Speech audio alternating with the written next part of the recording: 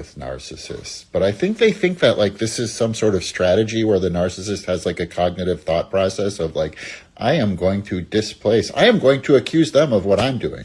But it's actually about compulsive and pathological shame displacement, right? That a true pathological narcissist lacks a coherent sense of self. They lack a developed ego, right? And so what they have is a grandiose false self that needs to remain perfect and good. That's all about how they're being perceived, right? And so it gets into kind of what function a sense of self serves. And I think, Antonio Damasio has some interesting theories of self, of different layers of self. But one thing I like to talk about with the sense of self is that it's a container, right? It contains our ability to own and feel our emotional self states, for instance.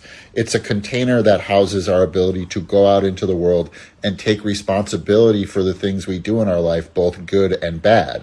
This is where the narcissist gets fucked up because they're only really showing this grandiose false self, and anything that brings them shame, anything that penetrates the kind of perfect nature of their grandiose false self or tugs at the grandiosity has to be displaced because they don't have a sense of self to hold it, right? I believe they don't individuate from their mothers, and so within the kind of deep foundations of their consciousness, they don't recognize themselves as an individual, therefore they don't recognize other human beings as individuals.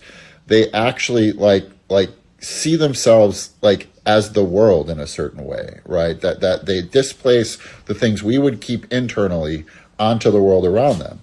And so it's actually about shame displacement, right? If you understand a person's a narcissist and you understand how narcissism works and you listen to them long enough, you can decipher like some truth amongst all of their confabulations and gaslighting and whatever they're doing. And so to me, I think the interesting conversation is about the inner workings of the narcissist, right? Of what's actually going on internally. And I think when we begin to kind of understand that, it's very far from the pop culture understanding of narcissists that has them as these like very intentive, plotting, scheming creatures. They can do that.